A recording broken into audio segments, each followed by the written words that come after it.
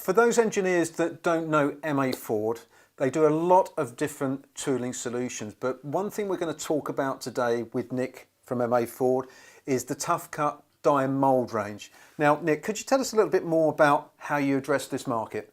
Well, one thing I will say, Mark, is that whilst it was originally targeted or aimed at the die and mould industry, and all the complexities that involves, because of the nature of the geometries we have to produce to machine those types of materials, what we found was that they then transitioned over to the more exotic materials, the likes of Inconels and that kind of material. So whilst it's a die and mould program, and it's very much, I mean, this particular range on my left here, as you can see, with all the long necks, small diameters, very much targeting this part in the middle here, that kind of 3D machining in pre-hardened and hardened steels. So that's very much relevant to the die and mould industry. But when you get into the aerospace industry and they're machining the difficult materials like Inconels and so on, Manels, mnemonics, then because of these very, very strong geometries and advanced coatings, we found the tools work exceptionally well in those sectors as well. So whilst it's a die and mould program, it's got a much wider application field than that. So when you're looking at die and mould and other industries, it's not just the tooling and the design of it, it's also the coating that is the key, is it? Yeah, I mean the advances in coating over the last few years has been outstanding. Somebody can't keep up with them. I mean, you have meetings with coating companies and they brought another 3 out. So it is an area that is gaining a lot of changes, a lot of new coatings. I mean, they're finding these nano coat, micro coatings, because on some of these diameters we're down to 0.2 diameter. So if you coat them, you can affect the diameter of the tool. So they have these very micro, very thin coatings, so they don't affect the size.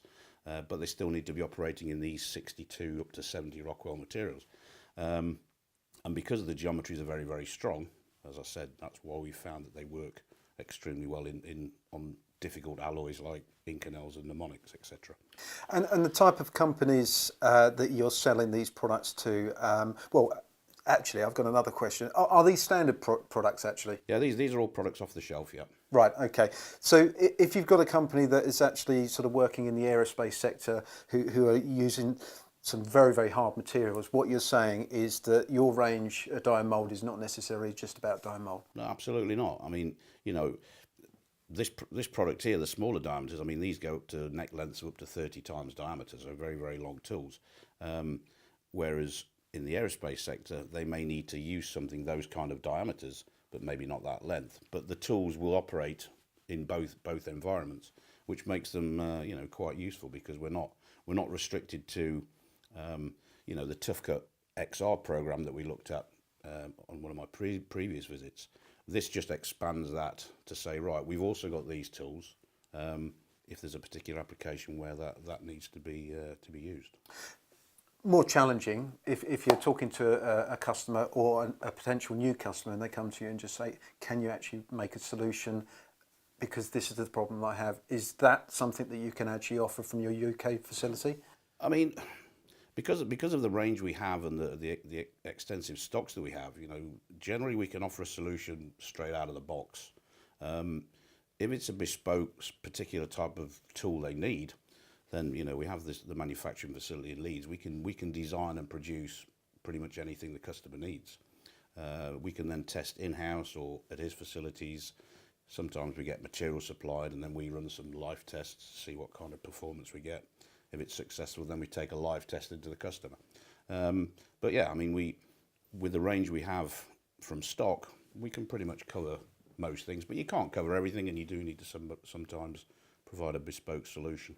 And one thing MA Ford, as it says on your strap line, is very, very much down to high performance is the standard. But is that the same with this range of tools as well? It's with the whole program, Mark. I mean, all of our tools, any of our customers that use our tools know that they get that performance. It has the MA Ford name on it, they get that performance, and they get the consistent quality. So all of the products we launch, we will only put our name to them if we're confident the product is good, is fit for purpose and good enough for the market. If it's not, it won't be released. And for engineers that are watching this video, do you carry stock of these tools? These tools are all on stock, and they are part of our 1.2 million pounds stock holding, held in Derby, all next day delivery. Right, great. Okay, well, thanks, Nick. So any engineers who want to contact MA Ford, please use the details on the screen. Well done.